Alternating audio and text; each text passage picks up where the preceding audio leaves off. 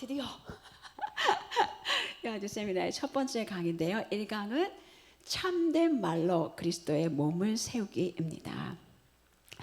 여아디 이 세미나 준비하면서요, 이번에 주제가 여자 그리스도인답게 말하기잖아요. 그런데 제가 이 세미나를 준비하면서 이 세미나의 주제만큼 부족함을 많이 느꼈던 주제가 없었던 것 같아요.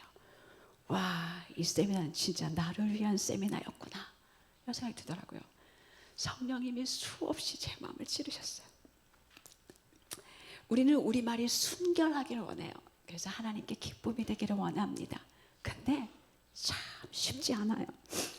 오늘 여자 그리스도인답게 말하기 세미나를 통해서 우리가 우리 혀의 문제를 좀 깨닫기를 바라요. 우리 혀의 문제를 깨닫고 내가 나의 혀를 통제하는 것이 아니라 우리가 성령님을 의지함으로 성령께서 내 혀를 통제하셔서 생명을 빼앗는 말이 아니라 생명을 주는 것이, 그런 말이 나의 언어가 되기를 간절히 소망합니다. 정말 그렇게 됐으면 좋겠어요.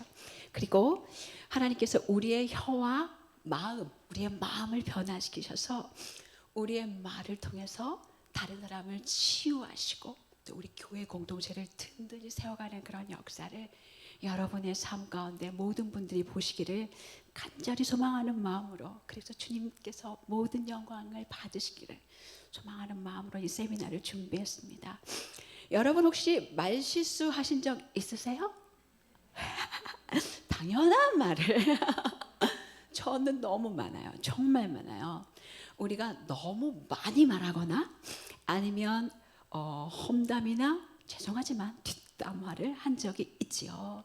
당사자에게는 말하지 못하고 그 사람에게 섭섭하거나 마음이 어려운 일을, 사실은 성경은 그 사람이랑 얘기하라 그랬는데 그 사람한테는 말 안 하고 다른 사람들에게 거듭거듭 말하고 다닌 적이 있습니다.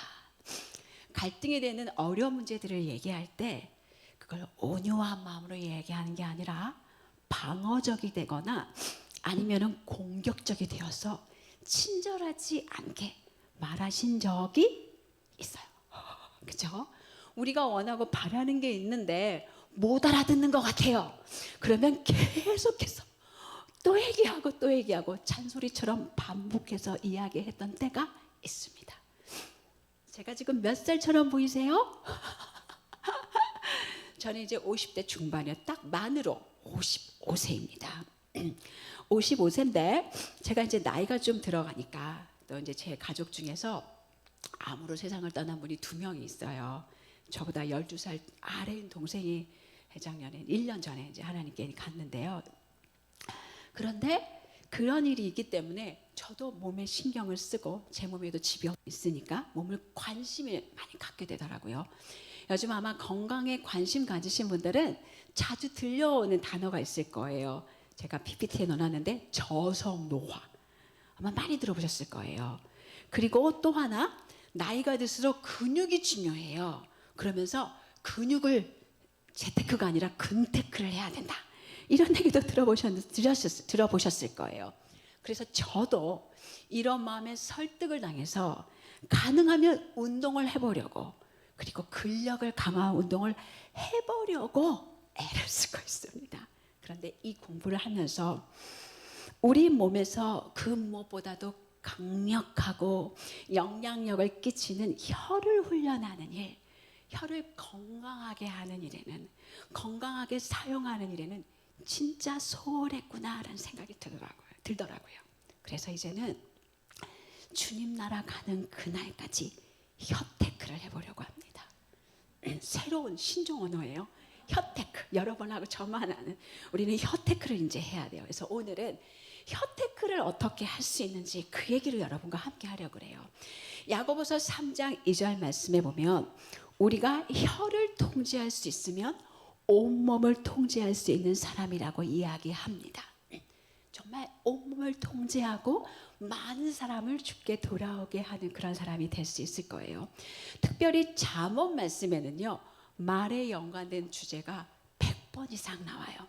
잠언에 여러 가지 이야기가 나오잖아요. 돈에 대한 이야기, 성에 대한 이야기, 게으름, 지혜를 얻는 법, 여러 가지 이야기들이 나오는데 그 중에 가장 많은 이야기가 말에 대한 이야기예요. 제가 여하디 광고문에 여러분에게 띄어 올려드렸던 것처럼 사람은 하루에 25,000마디의 말을 한다고 합니다. 이 25,000마디를 한 연구기관에서 조사하셨더니 700번 정도에 나눠서 한대요. 저는 그렇게 말을 많이 하는 사람이 아니에요. 그러시는 분이 계실까요? 그럼 반으로 줄여볼까요? 350번. 그 정도도 저에게 너무 많은 것 같아요. 또 반으로 줄여볼까요? 175번. 또 반으로 줄이면 이제 소수점이 나오니까 여기까지만. 175번. 그런데 우리가 이 땅에 살아가면서 하루에 175번 이상 하는 일이 있을까요? 175번 이상 하는 일 있으세요? 없어요. 그래서 우리의 말이 많은 문제를 일으킵니다. 성경은 우리에게 무엇을 하든지 하나님의 영광을 위해서 하라고 하세요.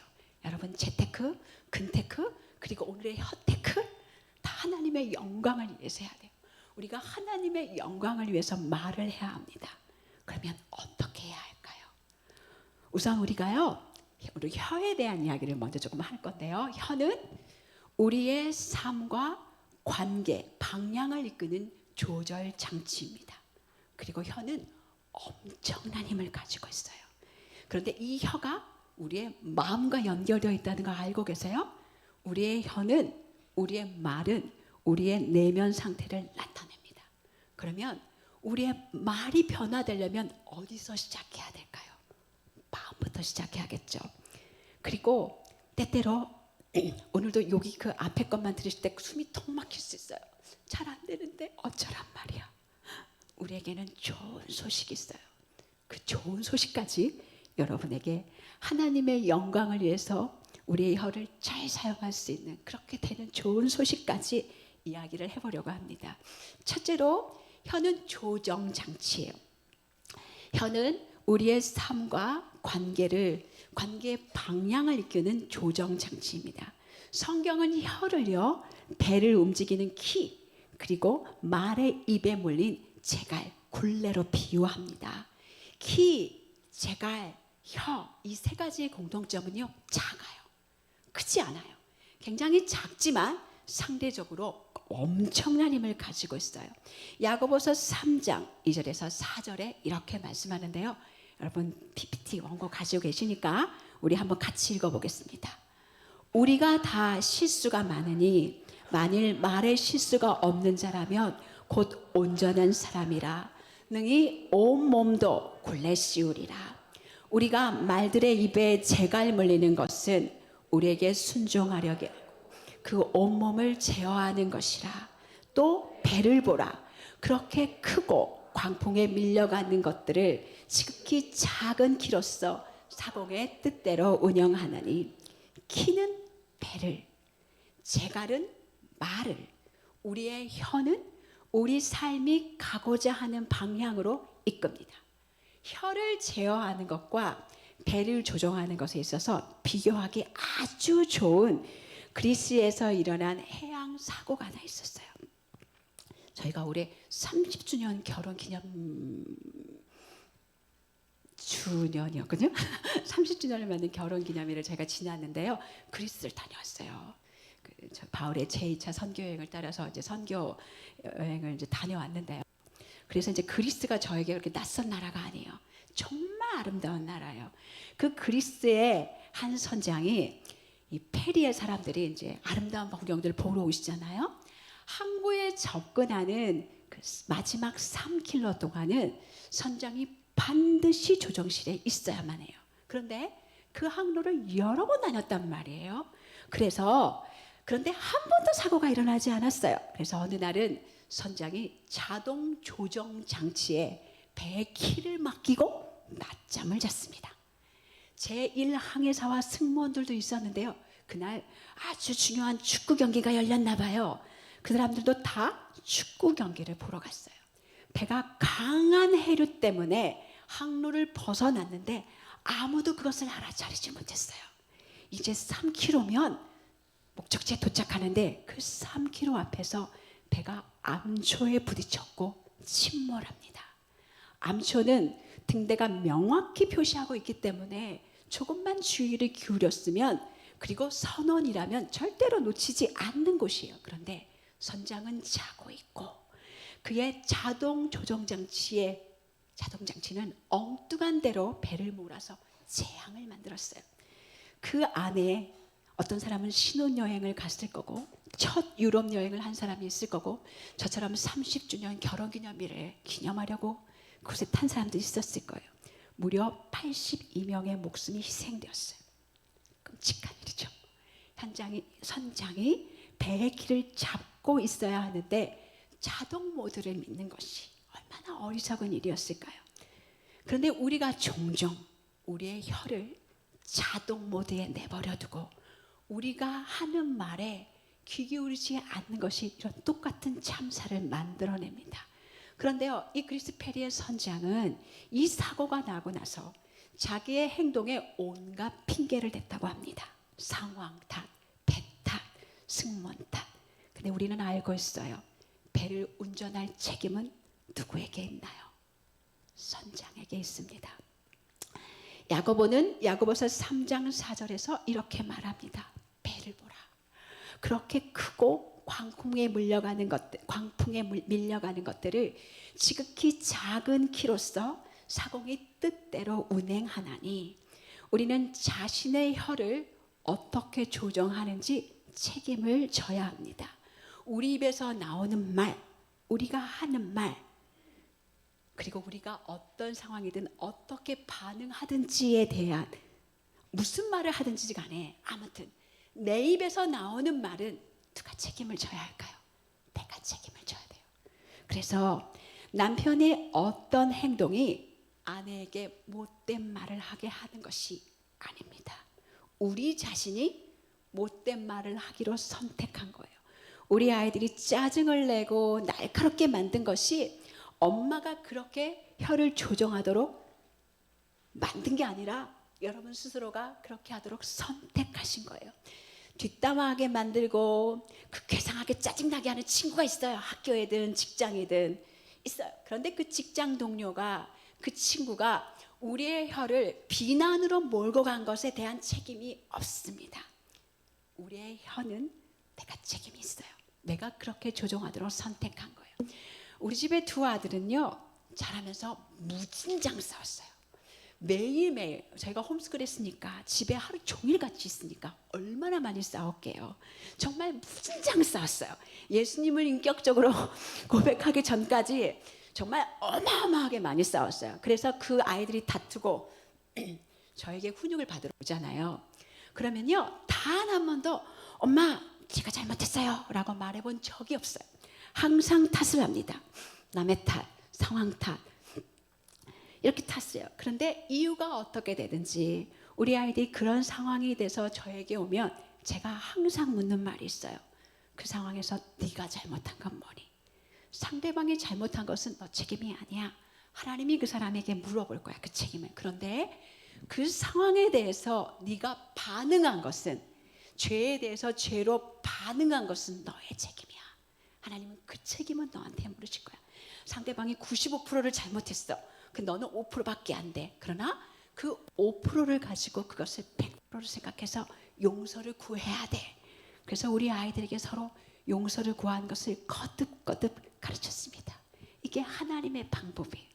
오늘 이곳에서 나가시기 전에 혀테크 1번 우리가 기억해야 될 거, 내 입에서 나간 말은 내 책임이다. 이걸 기억해야 돼요. 나의 혀는 내가 사공입니다. 혀가 나의 삶과 관계의 방향을 결정하는 것이기 때문에 우리가 주의를 기울여서 우리의 혀를 하나님의 뜻대로 잘 사용할 수 있도록 잘 조정해야 돼요. 두 번째는요, 혀는 어마어마한 힘을 가지고 있습니다. 야고보서 3장 5절에서 8절 말씀을 제가 오늘 티네이저들이 좀 있어서 세 번 이 부분을 잠깐 가져왔어요. 함께 같이 읽어보겠습니다. 이와 같이 혀도 몸의 작은 부분이지만 큰 일을 할 수 있다고 자랑합니다.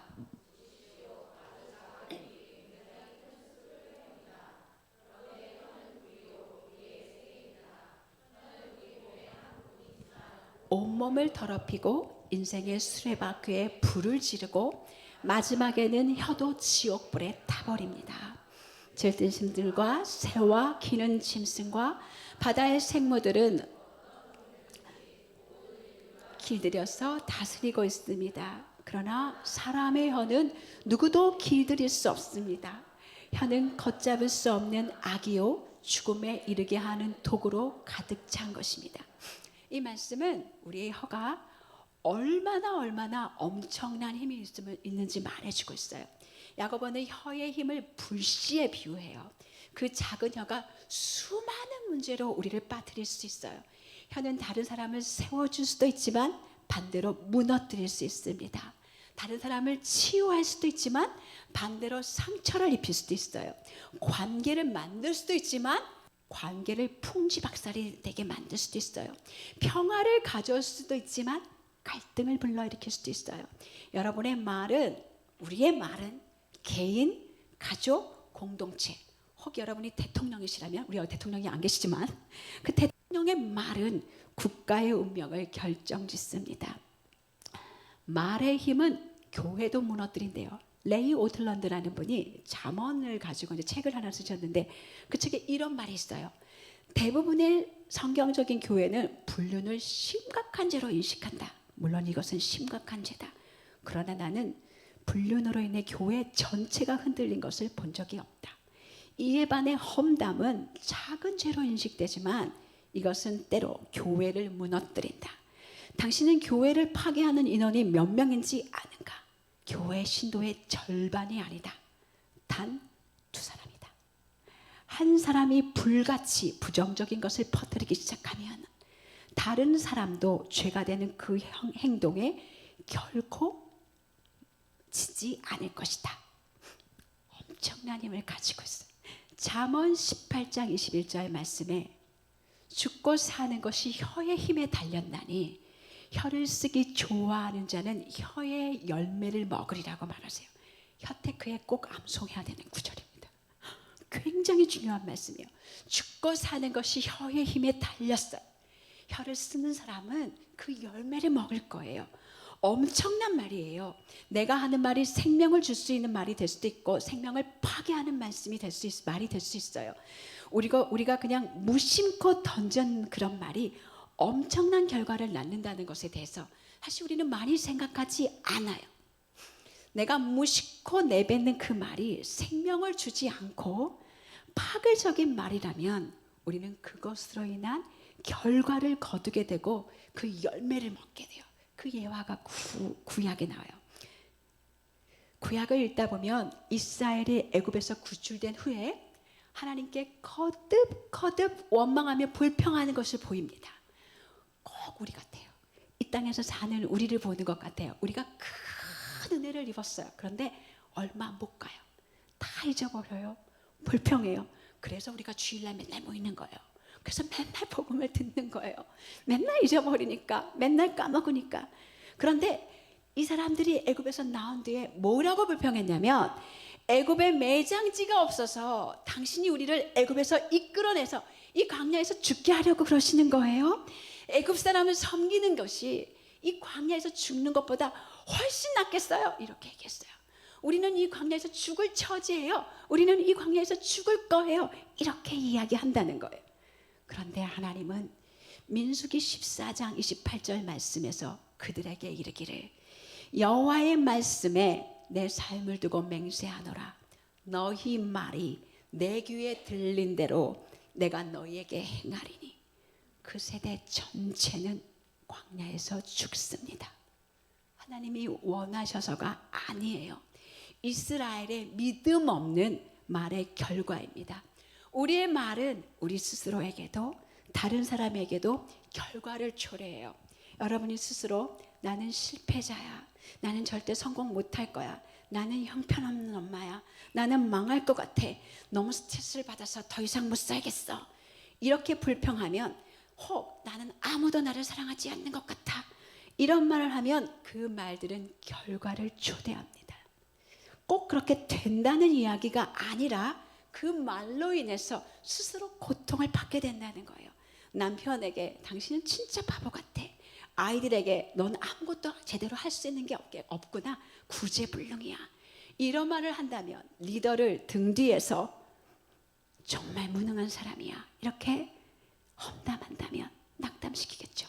사람들을 낙담시키고 그 말은 상대에게 여러분이 상상하지도 못하는 나쁜 결과를 초래합니다. 말에 힘이 있어요.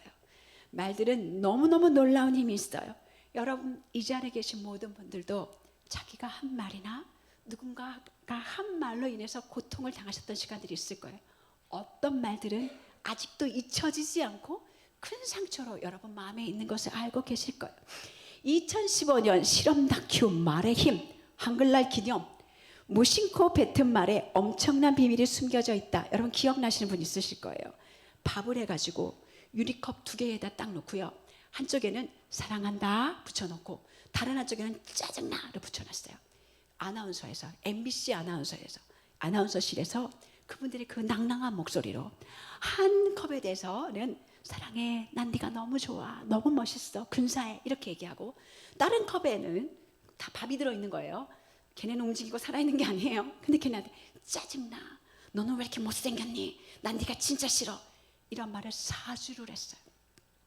그랬더니 무슨 일이 벌어졌냐, 예쁜 말만 들은 컵은 하얗게 예쁜 곰팡이가 피었고, 나쁜 말을 들은 컵에 있는 밥은 썩고 검은 시커먼 곰팡이가 펴있고, 이게 결과예요. 죽은 생물에게, 살아있지 않은 생물에게 한 일인데 이렇게 어마어마한 결과가 일어났어요. 여러분의 집에 한번 생각해 보세요. 나는 지금 뭘 하고 있지? 나는 지금 무슨 일을 하고 있지? 한번 생각해 보세요. 야고보서 3장 8절 12절에서 야고보는 이렇게 얘기합니다. 한번 같이 읽어볼게요. 혀는 능히 길들일 사람이 없나니 쉬지 아기요 죽이는 독이 가득한 것이라. 이것으로 우리가 주 아버지를 찬송하고 또 이것으로 하나님의 형상대로 지음을 받은 사람들을 저주하나니 한 입에서 찬송과 저주가 나오는더라. 내 형제들아, 이것이 마땅하지 아니하니라. 샘이 한 구멍으로 어찌 단물과 쓴물을 내겠느냐. 내 형제들아, 어찌 무화과 나무가 감람 열매를, 포도나무가 무화과를 맺겠느냐. 이와 같이 짠물이 단물을 내지 못하느니라. 여기서 야고보가요, 그리스도인 자신의 친구들의 삶에서 보이는 모순을 지적하고 있습니다. 그들은 하나님에 대해서 이야기할 때는요 너무너무 거룩해요. 그런데 사람들에 대해서 이야기할 때는, 사람을 향해 이야기할 때는 부정적인 방식으로 말이 바뀝니다. 하나님은 축복해요. 하나님을 높여드려요. 그런데 사람을 향해서는 저주해요. 하나님을 찬양해요. 사람을 향해서는 비판해요. 하나님을 높여드려요. 그런데 사람은 깎아내려요.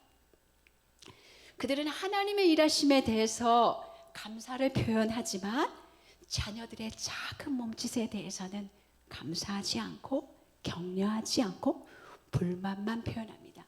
기도할 때는 너무 깔끔하고 예의 바른 언어를 사용하지만 친구들과 이야기할 때는 욕설과 저속한 말을 사용해요.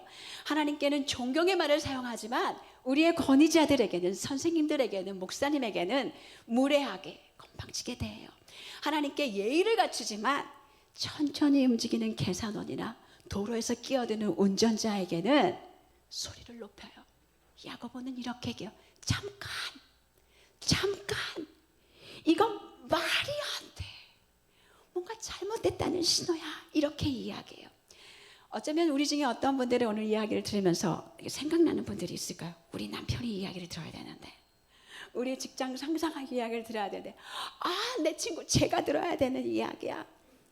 어쩌면 질풍노도에 있는 애들, 미안해하기 10대들이 있는데 우리 10대들이 들어야 되는데, 이렇게 생각하실 수 있어요. 그런데 제가 이 세미나를 준비하면서 나도 그랬네, 나도 정말 어리석은 사람이었구나, 이런 생각을 떨쳐버릴 수가 없더라고요. 물론 저의 말이 대놓고 소리를 지르거나 화를 내거나 세상에 말하는 그런 더러운 말이나 욕설은 아닐 수도 있어요. 그런데 제가 무심히 뱉은 말이 다른 사람을 세워주는 것이 아니라 무심히 뱉은 빈정거림이 다른 사람이 어떤 마음을 아프게 하고 상하게 하는 말이 될 수 있었어요. 충분히 그럴 수 있었어요. 우리의 말은 작은 것이 아니에요. 오늘 특별히 이 자리에 여자들만 모였어요. 우리 형제님들, 일해주신 형제님들 몇 분 빼고 다 여자들만 있어요. 우리는 남자들보다 일반적으로 더 말을 많이 하는 경향이 있어요. 그러면 형제님들도 물론 말로 죄를 지으실 수 있는 일들이 많이 있지만 더 혀로 많이 죄를 짓는 가능성은 누구한테 있을까요? 우리에게 있습니다. 우리에게 있어요. 맞아요. 그런데 반대로 우리가 말을 많이 하기 때문에 누군가를 칭찬하고 격려하고 세워주고 축복할 수 있는 기회도 누가 더 많나요? 여자요. 우리가 더 많이 있어요. 그래서 어쩌면 여러분이 그냥 무심코 지나가면서 그렇게 크게 생각하지 않고 우리 아이들에게 한마디 툭 던졌는데 그 말이 그 아이에게는 큰 힘이 될 수 있어요. 반대로 생각 없이 그냥 농담한다 하고 툭 던졌는데 그 말이 우리 아이들에게는 큰 해를 끼칠 수 있어요. 아마 여러분도 이런 상황들을 많이 목격하셨을까요? 어떤 일? 엄마나 아내가 혀를 다스리는 법을 잘 몰라서 가정이 무너지고 남편과 자녀들이 황폐해지는 것을 보셨을 거예요. 직장에서, 교회에서, 학교에서 누군가의 비판과 험담으로 부정적인 말로 누군가의 명예를 손상시키고 얼마 전에 어떤 선생님 세상을 등지는 이런 상황들이 벌어지는 얼마나 많은 관계의 아픔들을 만들어내는지를 여러분들 알고 계실 거예요. 레이 오틀런드는 이렇게 말합니다. 동일한 책에서 얘기하셨어요. 뭐라고 말했냐면 우리는 자유롭게 말할 권리가 있다. 우리의 정치적 문화 안에서도 이 권리를 아무도 막을 수 없다.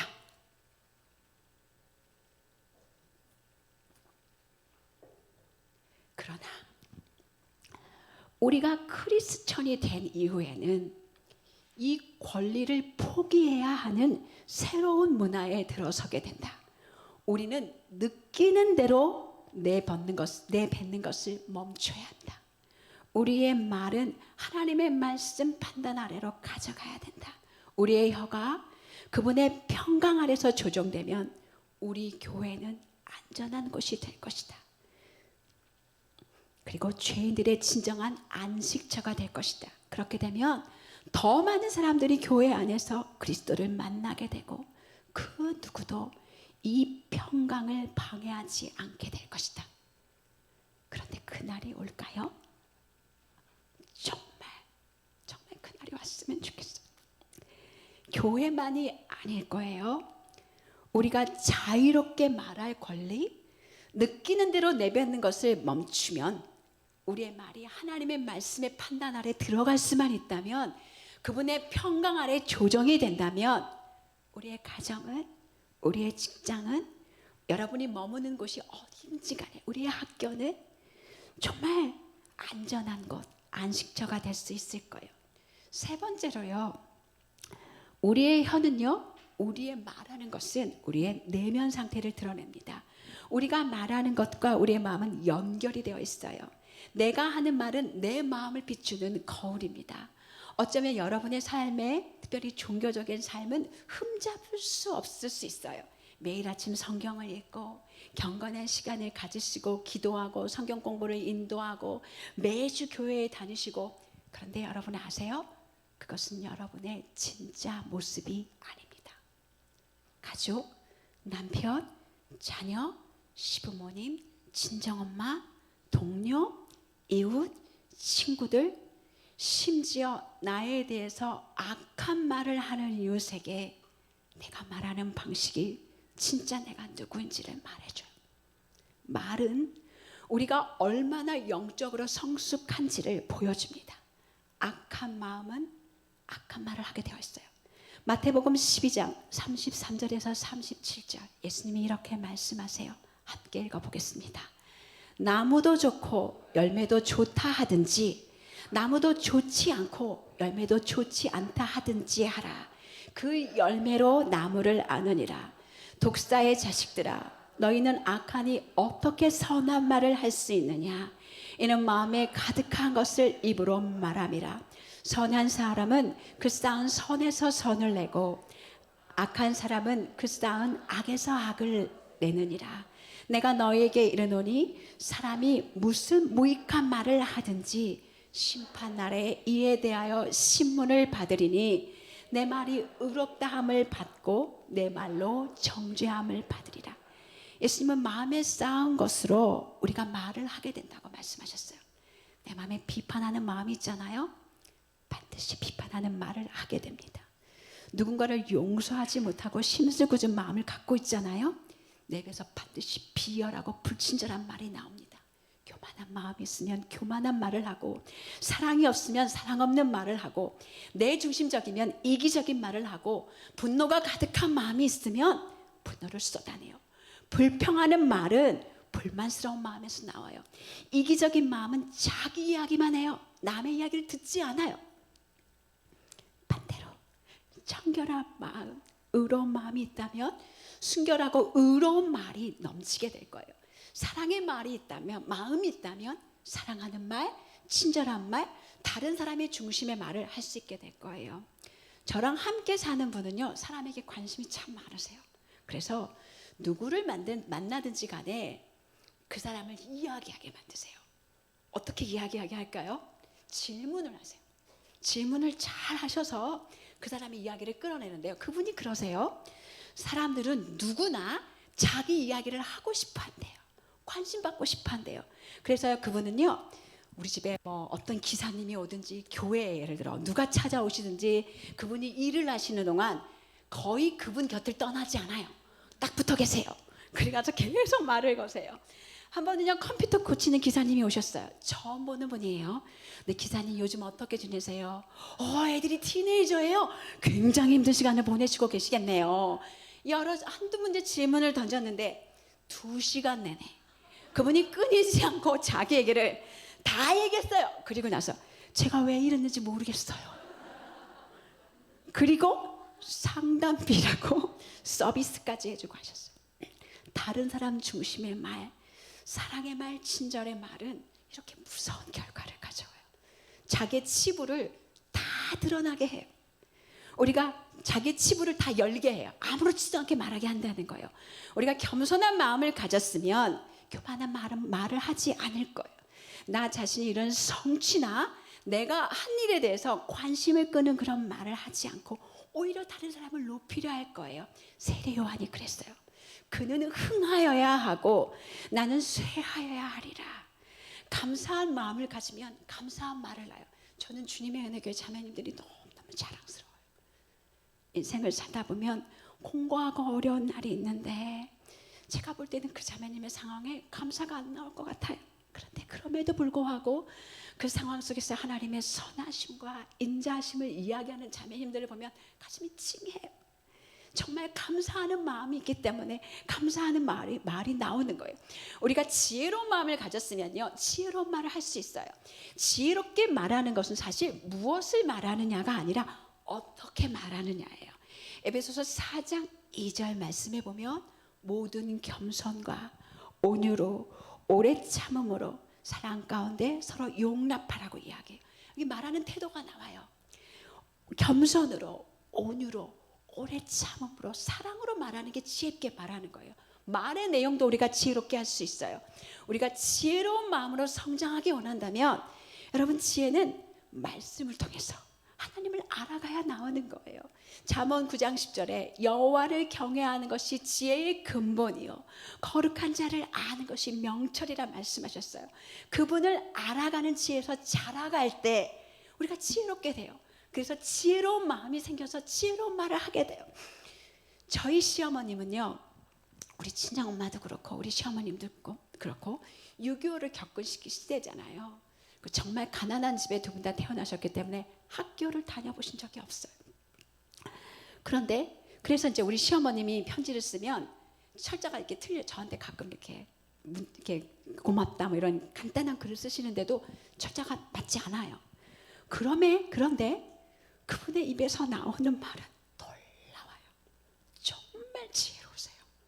제가 이제까지 이 세상에 알고 있는 그 어떤 여인보다 우리 시어머님이 제일 정말 지혜로운 분이세요.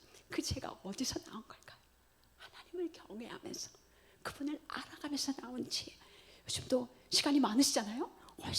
얼마나 열심히 말씀 많이 읽으시면서 하나님을 알아가시는지 몰라요. 우리에게 문제가 있어요. 우리 다 지혜롭고 싶어요. 그런데 우리는 성경을 덮어놓고 지혜를 알아가는 대가를 치르지 않고 지혜롭고 싶단 말이에요.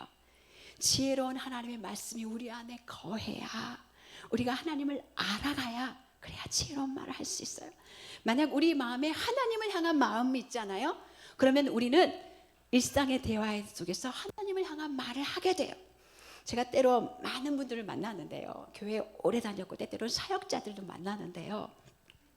그런데 그분들이랑 이야기를 나누다 보면 가끔 가슴이 아플 때가 있어요. 그분들의 이야기들 속에 하나님을 제외한 다른 얘기가 굉장히 많아요. 교회의 어려움, 비난, 불평, 이런 이야기가 너무너무 많아요. 자기 아이들 이야기, 하나님을 제외한 이야기만 해요. 하나님이 그분들의 삶에 무슨 일을 하고 계신지, 최근 하나님께서 우리에게 무엇을 가르치셨는지, 그들의 마음에 하나님에 대해서 무엇을 배우고 있는지 듣기가 너무너무 어렵단 말이에요. 우리가 일상생활 속에서 하나님에 대한 마음이 없으면 저희는 아침밥을 먹다가도 오늘 이 말씀 대박이지 않았어, 너무 좋았어, 하나님이 이걸 내 마음에 찔러, 이렇게 얘기해요. 아이들하고도 얘기할 때도, 배우자와 자녀들에게, 직장 동료에게, 친구에게, 여러분이 대화 중에서 하나님에 대한 이야기를 할 수 없다면 내 마음이 하나님께 고정되어 있지 않고 집중되어 있지 않다는 것을 이야기해요. 하나님에 대한 마음이 없으면 우리는 하나님에 대한 이야기를 할 수 없어요. 우리의 말은 마음과 연결되어 있고 우리가 하는 말은 실제로 우리 마음의 온도계입니다. 그래서 내가 하는 말이 내 마음의 온도계라는 것을 기억하셔야 돼요. 혀는 우리의 영적 상태의 지표예요. 만약 우리 말이 날카롭고 불친절하고 참을성이 없고 비판적이고 비꼬고 속이고 무례하다면 나의 마음에 문제가 있는 거예요. 그걸 보여주는 거예요. 성장이 필요해, 변화가 필요해, 자라야 돼, 이걸 말해주는 신호라는 거예요. 이것도 마찬가지예요. 또 누군가가 떠오르고 그 사람이 했으면 좋겠고 다른 사람에게 우리가 적용할 수 있어요. 제가 오랜 세월 동안, 제가 아니라 여러분 얘기예요, 수많은 상처를 받, 저도 상처 받았죠. 우리 남편이 변화돼야 돼요. 내 친구가, 우리 엄마가, 우리 이웃이, 우리의 상사가 바뀌어야 돼요. 달라져야 돼, 이렇게 생각할 수 있어요. 그런데 시편 141편 3절 말씀에 보면 여호와여 내 입에 파수꾼을 세우시고 내 입술의 문을 지키소서라는 말씀이 있어요. 여러분, 파수꾼이 어디 있는지 보세요. 파수꾼이요, 내 귀에 있지 않아요. 내가 듣는 모든 말로부터 내 마음의 상처를 받지 않도록 보호하려고 내 귀에 있지 않아요. 왜 그럴까요? 그것보다 더 큰 위험이 내가 다른 사람에게 내 말을 통해서 해를 끼치고 있다는 걸 알았기 때문에, 다른 사람이 나에게 하는 말은 내가 통제할 수 없어요. 근데 내 말은 하나님께 도우심을 구함으로 파수꾼을 세울 수 있으니까, 그래서 기도하는 거예요. 하나님, 내 입에 파수꾼을 세워주세요. 내 입술을 지켜주세요. 그래서 다른 사람에게 해를 끼칠 수 있지 않게 도와주세요. 그러면 이제 혀태근은 어디서 시작해야 될까요? 우리 말의 변화, 우리 혀의 변화는 어디서 시작해야 될까요? 우리 말은 우리의 마음의 상태를 나타낸다고 이야기했어요.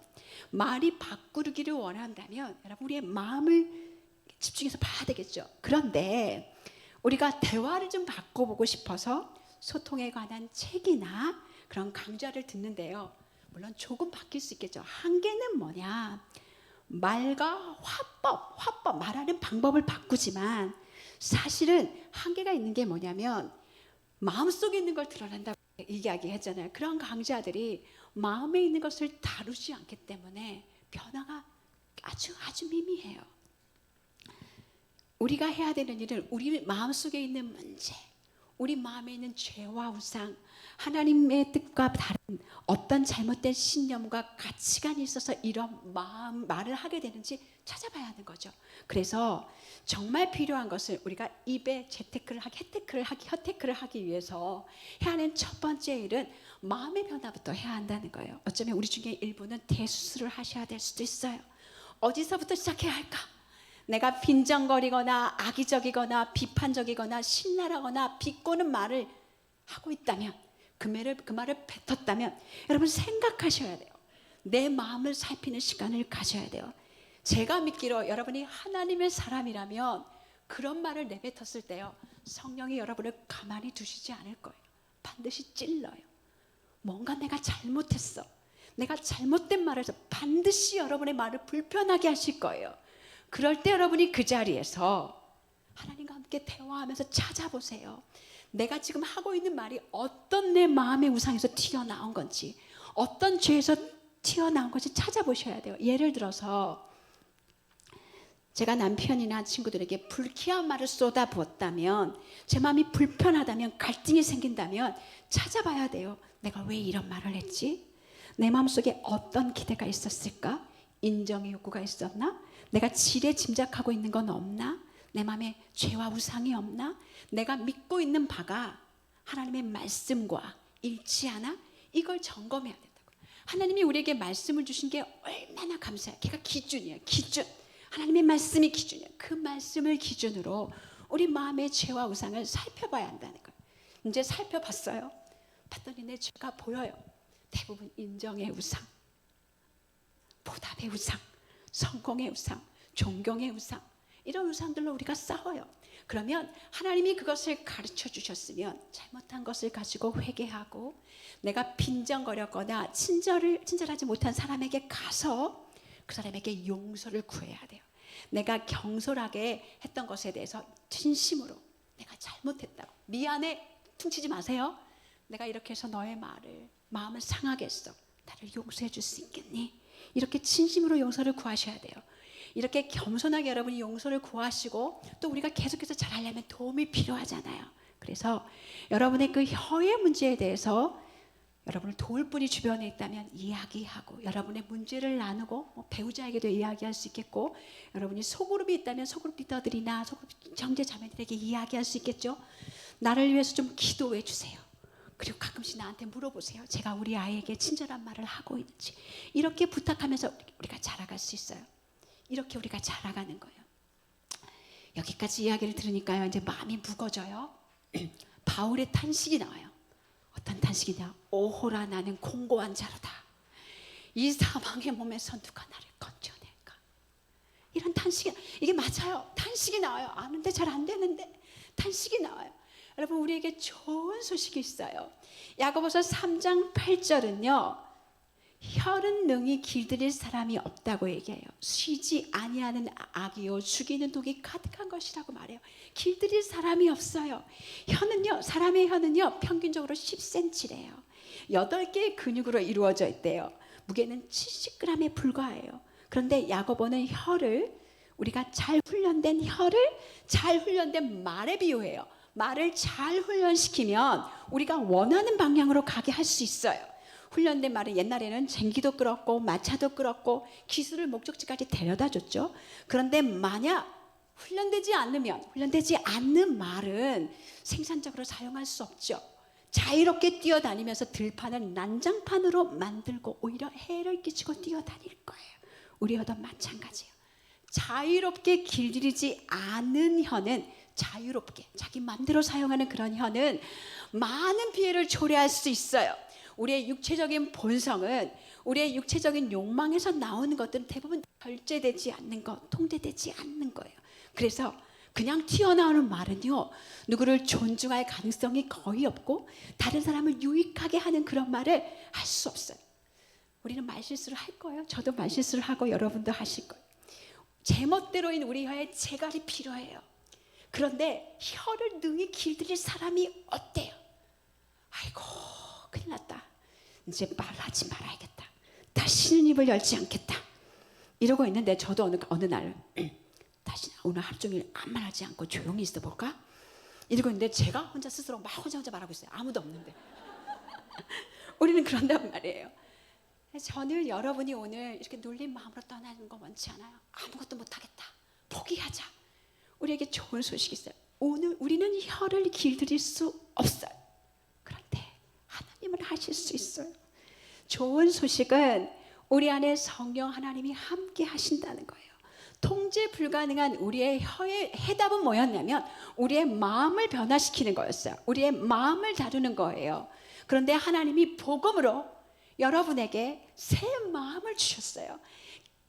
에스겔 36장 26절 말씀에 보면 같이 읽어볼까요?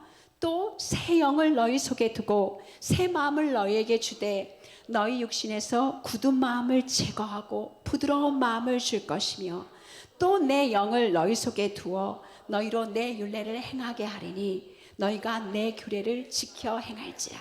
우리가 예수 그리스도를 우리의 구세주로 믿을 때 주님 우리에게 새 영, 성령을 부어주시고요, 새로운 마음을 주세요. 그리고 요한복음 14장 6절 말씀에 보면 내가 아버지께 구하겠나니 내가 다른 성령, 보혜사, 성령을 너희에게 줄 건데 영원토록 그분이 너희와 함께 있을 거라고 얘기해 줬어요. 여러분 예수님을 구주로 영접할 때 성령님이 여러분 안에 계시는데요, 아 얘가 내 말에 잘 순종하니까 내가 얘한테 있어야지. 순종 안 하네? 다른 데로 가자. 말 잘 듣는 비란이한테 가야지. 말 잘 듣는 수진이한테 가야지. 이렇게 하지 않으신다고요. 절대로 버리지 않으세요. 절대로 떠나지 않으세요. 그래서 복음을 믿는 우리에게 성령님이 함께 하세요. 말씀을 행하게 하세요. 어떻게? 우리 마음을 찔러서, 우리 마음에. 그래서 성령 하나님이 우리에게 동행하면 우리는 혀를 다스릴 수 있는 충분한 능력을 갖게 돼요. 내 은혜가 내게 족하다. 하나님이 우리에게 주시는 그 은혜 때문에 우리는 혀를 다스릴 수 있어요.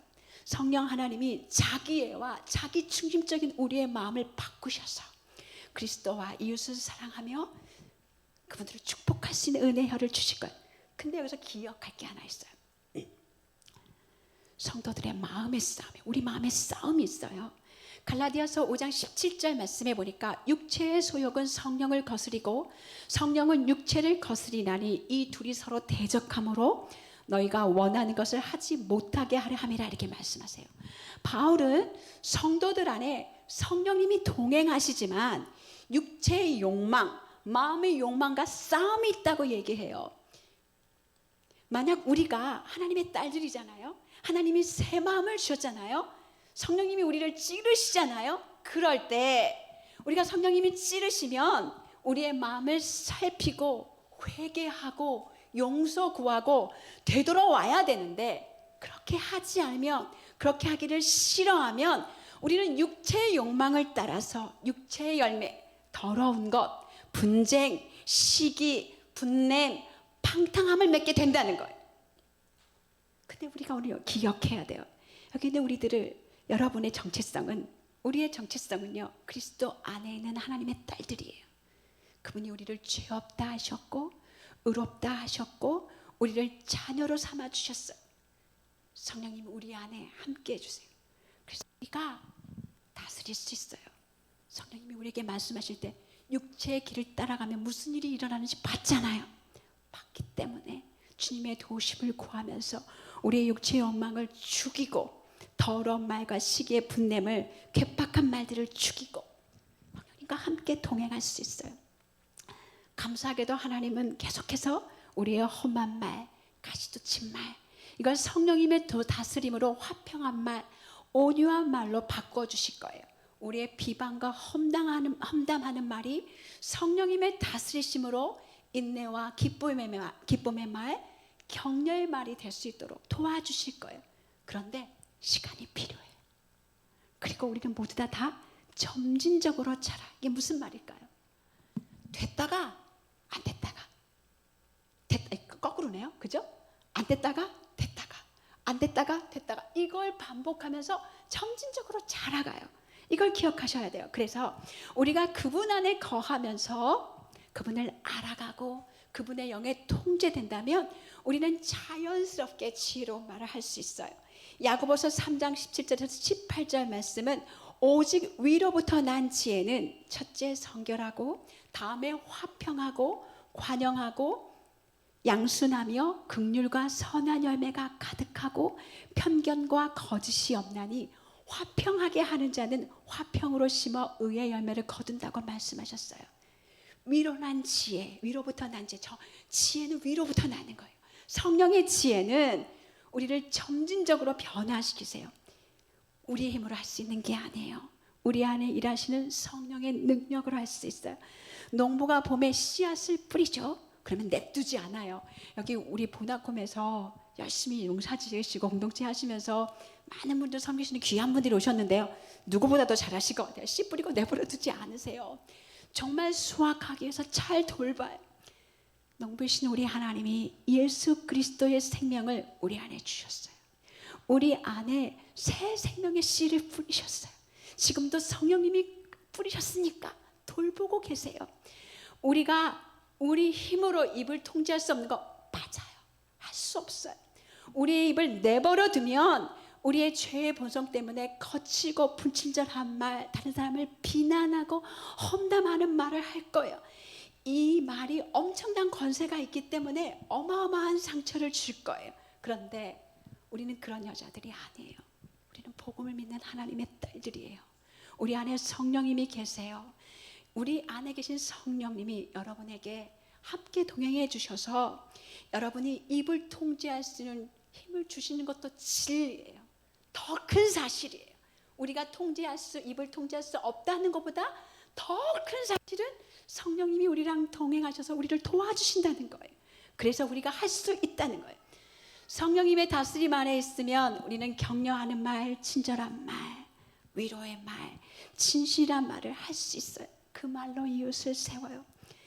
누구도 이 땅에서 말이 온전한 사람은 없을 거예요. 그런데 성령의 일하심이, 다스리심이 우리의 말을 변화시키고 우리의 선한 말로 가정을 세우고 우리의 자녀를 세우고 우리의 교회를 세우고 그리스도의 몸을 세워요. 제가 진짜 좋아하는 말씀이 있어요. 빌립보서 1장 6절 말씀. 너희 안에 착한 일을 시작하신 이가 그리스도 예수의 날까지 이루실 줄을 우리가 확신하노라. 하나님이 우리 안에 착한 일을 시작하셨어요.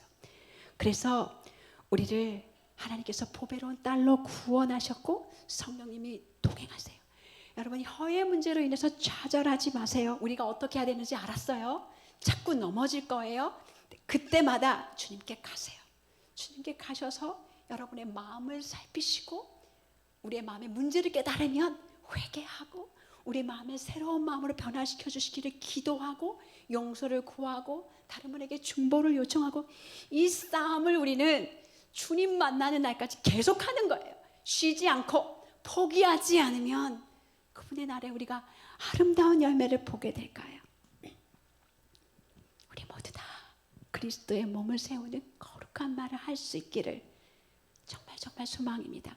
성령님과 함께 여러분의 혀테크 화이팅! 기도하겠습니다.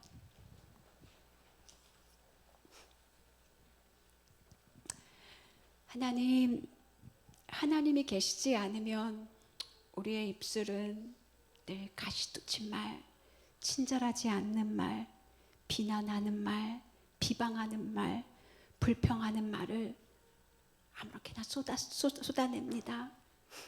그런데 하나님이 우리를 하나님의 형상으로 지으셨고 우리를 너무나 사랑하시기 때문에 그것이 해롭고 좋은 열매를 맺을 수 없기에 우리에게 더 좋은 열매를 맺을 수 있도록 오늘 하나님의 귀한 말씀을 가르쳐 주셔서 감사합니다. 이것이 버겁고 내가 이걸 어떻게 할 수 있을까 두렵고 염려가 되는 우리 안에 또 복음의 말씀을 가르쳐 주셔서 감사합니다. 말을 내 힘으로 할 수 없는 것이 맞지만 내 힘으로 다룰 수 없는 것이 맞지만 성령님은 더 큰 능력으로 나와 함께 하셔서 내 말을 다루어 주시고 내 입의 말로 내 이웃을 세우고 내 자녀를 세우고 내 남편을 세우고 내 친구를 세우고 이 교회를 세우실 것을 주님의 몸된 교회를 거룩하게 하실 것을 우리가 압니다. 우리가 하나님이 주신 입으로 하나님을 높이고 다른 사람을 높이고 주님을 찬양하는 주의 사람들이 되게 도와주십시오. 우리에게 신실하게 일하실 하나님을 기대합니다. 예수님의 이름으로 기도합니다. 아멘.